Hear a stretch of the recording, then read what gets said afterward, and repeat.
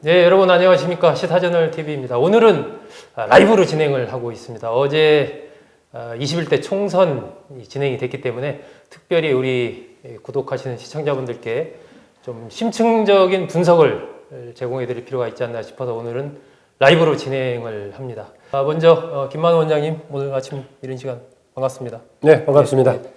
시청자 여러분도 반갑습니다. 이번에 보면은 투표율이 네. 일단 66.2% 뭐 잠정치긴 합니다만은 이게 뭐 최근 거의 한 20년, 30년 통틀어 봤을 때 굉장히 높은 투표율인데 사실 이번 이 총선이 진행되기 전에 많은 분들이 예상하기를 이게 뭐 코로나 사태도 있고 해서 투표율이 오히려 좀 떨어지지 않겠느냐 이런 전망이 많았는데 오히려 굉장히 높았단 말입니다.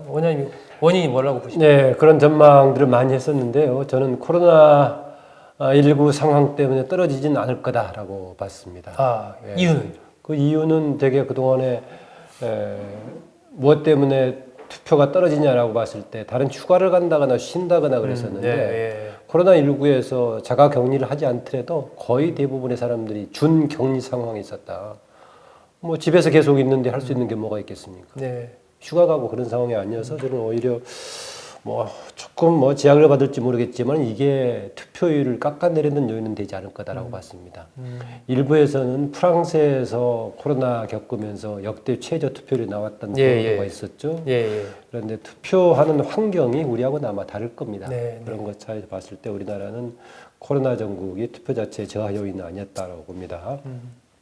그랬을 때 예전에 비춰봤을 때 높게 된 것 기준을 우리가 무엇에 두느냐에 따라 다양할 수 있지 않겠습니까? 예컨대 총선에 비춰본다면 대선에 비춰본다면 지난번에 대선은 77.2였으니까 대선에 비해서는 낮은 거죠. 오히려 11% 낮은 거고요. 다만 지난번 58%가 나왔던 20대 총선에 비춰본다면 뭐 상당히 높게 나온 거거든요. 8% 이상 나온 거니까요. 저는 일단 탄핵 정국을 거치면서 국민들의 정치 참여에 대한 관심이 굉장히 높아지는 추세였다라고 봅니다. 저는 가끔 오히려 우리나라에서 너무 사회가 과잉 정치화되어 있지 않는가라고 할 때로 모든 문제들이 정치적인 쟁점화되는 것도 과하지 않냐 할 정도로 정치적이 돼 있다라는 거고요.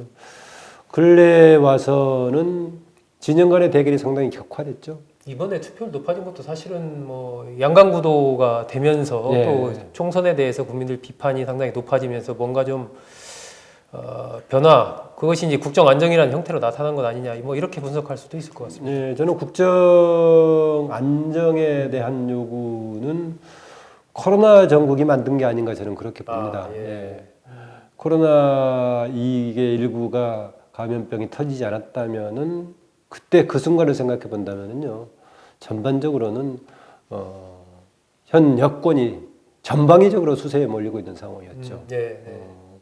그리고 또 시기적으로 또 문재인 정부 3년을 지나고 이제 4년 차가 시작될 기간으로 보자면 시작한 시점에는 당연히 반환점을 넘었으니까 중간 점검이고요. 또 이론적으로 보더라도 이런 삼가라는 것이 뭐 양면성이 있다고 하지만은 사실상은 심판의 성격이 강합니다. 이론적으로는 뭐 과거에 대해 평가하는 회고적인 투표와 미래에 대한 비전을 보는 전방적인 투표 양면성이 있다라고 하는데 굳이 다 유권자들이 모두가 할 수 없기 때문에 그나마 할 수 있는 것이 심판이라도 제대로 한다면은 미래 권력도 조심하게 될 거다. 그래서 두 기능 중에 하나만이라도 제대로 해야 된다 해서 심판 기능인데요. 더구나 집권 중반기이기 때문에 그렇습니다.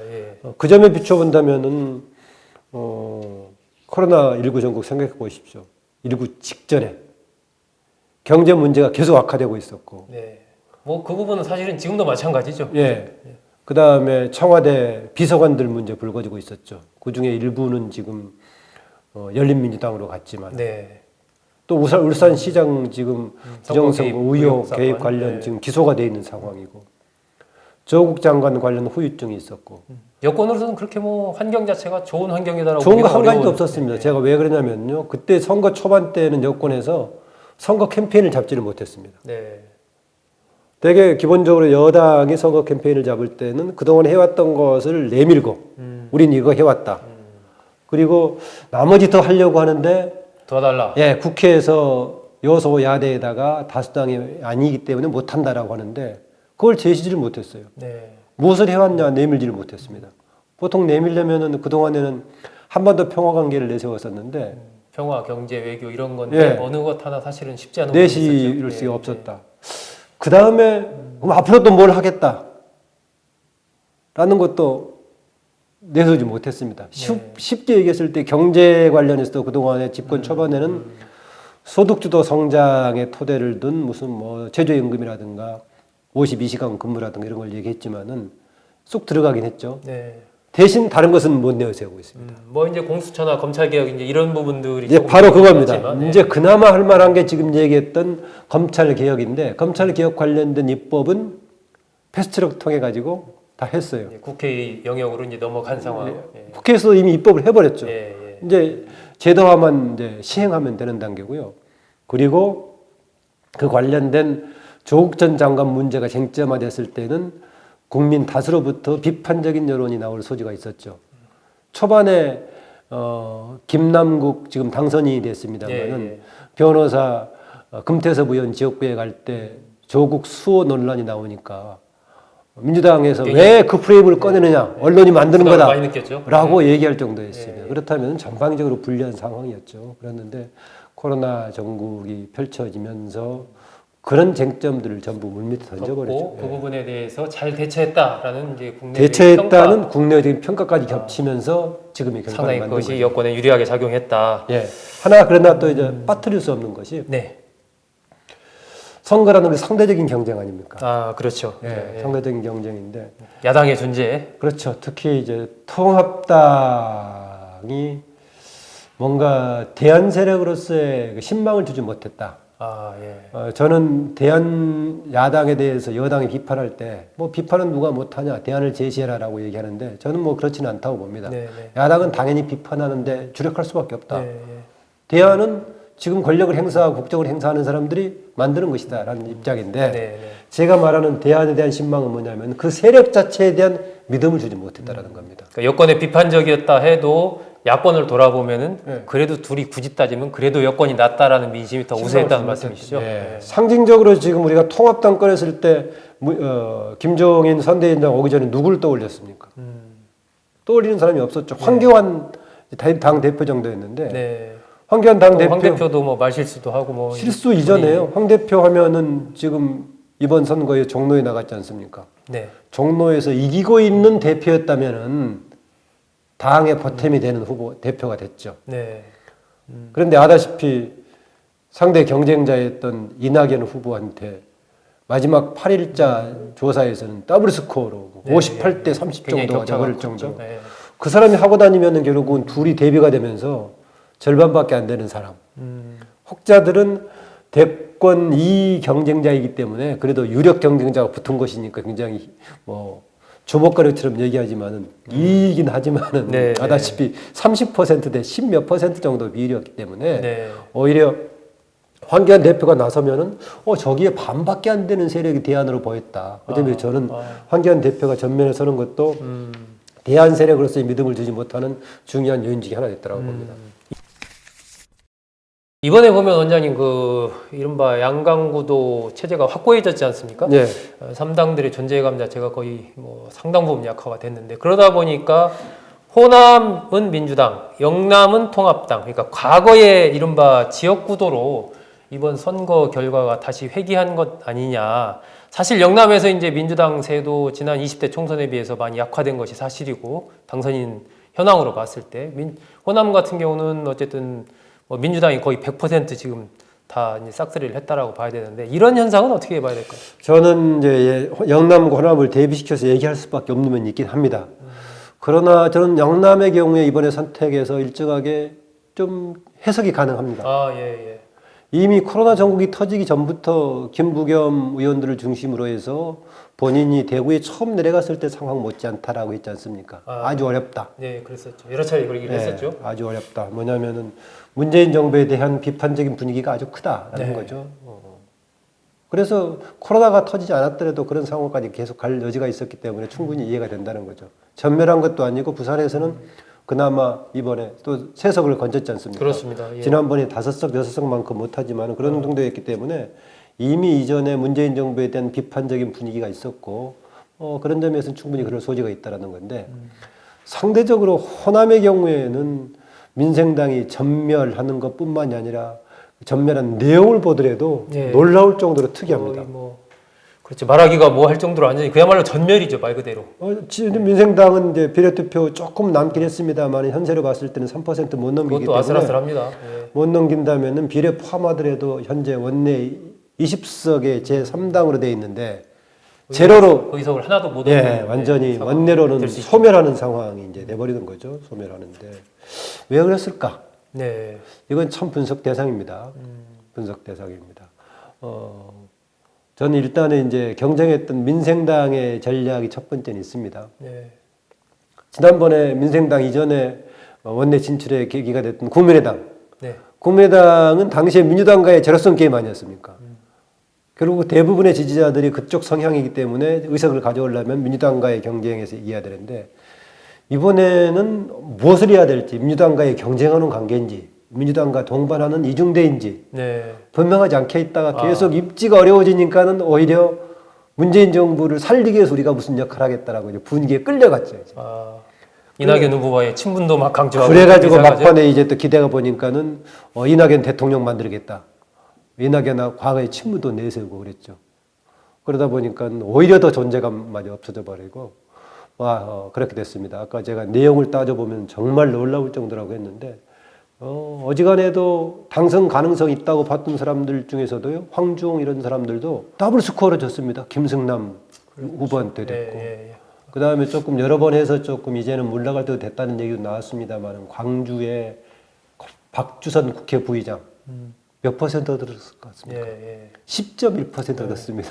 민생당의 존재감 자체는 이번에 호남에서 뭐 거의 없었다라고 봐야 될 것 같고, 근데 영남 쪽에 아까 이제 뭐 부산에서 5석에서 3석이지만 어쨌든 나름 네. 의미가 있다라고 보셨는데 이 영남의 이른바 반여권 흐름 네. 이런 부분들이 앞으로도 좀 지속이 될까요? 이게 이제 향후에 어떤 뭐 대선이라든지 이런 것과 관련해서 주목되는 부분인데 어쨌든 지난 총선과 비교해 본다면 영남에서 민주당세가 상당히 좀 약화된 건 또 사실이 아닌가 생각이 되는데요. 예, 약화됐는데 그게 그 4대 6 정도로 지지가 나온단 말이죠. 네. 그러니까 퍼센티지로 그냥 봤을 때. 예. 표를 그러나 얻은. 소선거구제이기 때문에 이제 한쪽이 다 당선이 그렇죠, 되니까 그렇죠. 이렇게 예, 나오는 거죠. 그러나 아까 호남은 어떻게 됐습니까? 그건 뭐 압도적이죠, 그죠? 저기 되기 때문에 거기에 모르겠습니다. 그 이낙연에 대한 기대까지 같이 겹쳐서 좀 그런지는 모르겠는데 조금 해석의 여지가 있는 부분이고요. 네. 아까 제가 좀 합리적으로 이해되는 부분이 있다라고 했지 않습니까? 네네. 그러니까 지난 20대에 비해서 문재인 정부에 대한 실망 이런 것이 좀 겹치면서 그럴 소지가 있다는 건 이미 여론이 파괴됐다라는 거. 여론처럼 계속 나왔지 않습니까? 예. 갑자기 좀 나온 게 아니고요. 그 점은 좀 생각을 해봐야 되겠고요. 그 아까 이제 지역에서의 중요한 뭔가 불리한 지역에 가서 이제 정치인으로 성장해서 대권까지 노려보겠다고 했던 아까 말했던 김부겸 의원도 이번에 좀 차이가 났어요. 옆 지역구에서 옮겨온 초반부터 차이가 났었죠. 주호영 의원한테 좀 그렇게 됐고요. 그 지역의 경남, 부산, 경북에 새 김씨를 지역 선대위원장 임명했어요. 네. 그 하나 이제 그 지역을 책임지고 이끌어라. 제가 김두관 후보는 최종 확인이 안 됐습니다만 당선이 됐죠. 거기는 됐습니다. 됐죠. 예. 됐으니까 부산 김영춘 안 됐고 대구에 김부겸 안 됐고 그래서 한 사람만 이렇게 당선되는 상황이 돼서 바로 제가 합리적 이해가 되는 부분이 있다는 건 무슨 얘기를 하냐면요. 이것은 과연 선거 제도를 어떻게 수렴할 것인가 한번 생각해 볼 수 있는 부분이다. 4대 6 정도로 현 여권을 지지하는 정도인데 그거를 뭐 5대 5로 균형을 맞추라고 할 수 없는 거 아니겠습니까? 지역의 정치 성향이 좀 그런데 그랬을 경우에는 4를 어떻게 수렴하는 방식이 없을 것인가 라는 걸 생각해 봐야겠죠. 그런데 그거를 사표를 수렴한다고 말을 해놓고 나서 지난번에 연동형은 그 사표하고 전혀 상관없는 제도였죠. 사표는 그대로 남고. 그래서 그걸 이제 이해가 되는데 새롭게 해석해 볼 여지는 호남의 이번에 몰표에 대해서 해석해 볼 여지가 있다. 특히 문재인 대통령의 경우에는 지지는 호남에서 받고 있는데 지금 세석을 가져온 부산을 연고로 지역 기반을 가졌던 사람 아닙니까? 그렇습니다. 근데 거기서는 세석을 가져오고 다른 호남 지역에서 몰표를 가져온다 하게 된 해석에 좀 여지가 있는 부분입니다. 이게 이번에 지금 현재 7시 현재 상황으로 나온 이 통계를 보면은 이 더불어민주당이 어쨌든 비례 포함해서 한 180석 예, 정도 163 플러스 17석 정도 되고 있죠. 예, 그렇습니다. 180석 정도 예상이 되고 있고 미래통합당은 지역구 84석에 비례 19석 해서 한 103석 정도 예. 180대 103 이제 집권 여당의 압도적인 승리다 뭐 이렇게 볼 수 있을 텐데 이런 부분에 대한 좀 총론적으로 왜 이렇게 됐을까에 대한 평가를 어떻게 하세요? 정말 초유입니다. 예. 더불어민주당과 굳이 더불어시민당을 구분한다고 하더라도 한 당이 네. 적당한 과반이 아니라 163석을 가진 것은 지역구에서만 그죠? 예. 우리 300석 중에서 이런 예는 없습니다. 네. 민주화 이후에 한 정당이 가장 많이 갔던 게 비례 포함해서 18대 때 당시에 한나라당이 153석까지 네. 갔을 때였습니다. 지역구는 130 몇 석이었고요. 네. 그래서 지금 과반만 넘겨도 사실은 예, 예, 그 특수한 승리했다. 사례였었죠. 네, 그런데 그렇죠. 특이하고요. 그 다음에 상대적으로 물론 보자면은요, 지금 미래통합당이 현재로서는 103석 정도가 되는데, 네. 미래통합당으로서는 그나마 세 자리 유지한 게 이제 다행이라고 봐야 될 정도인데, 예. 18대 때요, 현재 민주당이 당시에 81석이었습니다. 네. 82석 직후에 이제 김영록, 박지원이 무소속으로 당선돼 가지고 합류해서 83석이 됐는데 네. 103석보다 훨씬 약했죠. 예. 다만 그때 상대였던 한나라당 자체로는 153밖에 안 됐었고 친박연대가 14석 있었고 네. 또 준 그쪽에 볼 수 있는 보호세력 자유선진당이 네. 그때 한 18 정도 있었기 때문에 비슷하긴 합니다만은 단일 정당이 이렇게 163 또는 180석이 된 것은 유례가 없는 일이다. 앞으로도 네. 이런 일이 있을 수 있을지 모르겠어요. 네. 이게 있었다면 우리나라에는 없었고 오히려 일본의 자민당이 55년 체제 이후에 93년까지 이런 비슷한 모형을 가져왔고 일당 체제가 됐었죠. 네. 그때 일본의 정당 체제를 두고 정치학계에서는 뭐라고 불렀느냐? 1.5당 체제라고 했죠. 1.5당 체제. 예, 우리가 양당제나 아니면 다당제 외에 또 새로운 개념이 뭘까 했는데 우리가 일당은 독재국가 아닙니까? 네. 아니면 전체주의 국가인데 일본은 다당제를 유지하면서도 자민당이 100% 장기 체제가 독주하게 유지가 되고 네. 나머지 옆에 경쟁 사회당 등이 이제 절반 정도밖에 안 되기 때문에 1.5당 체제라고 얘기했는데 현재 지금 21대 총선 끝난 상황으로 보자면 우리나라는 1.5당 체제입니다. 결국은 이제 국민들이 그 야당에 대한 신뢰 이것보다는 이 현 집권 여당에 대해서 좀 더 힘을 여러 가지 부분을 좀 해라라고 강력하게 힘을 실어준 결과가 이렇게 나타난 것이 아닌가 이제 생각이 됩니다.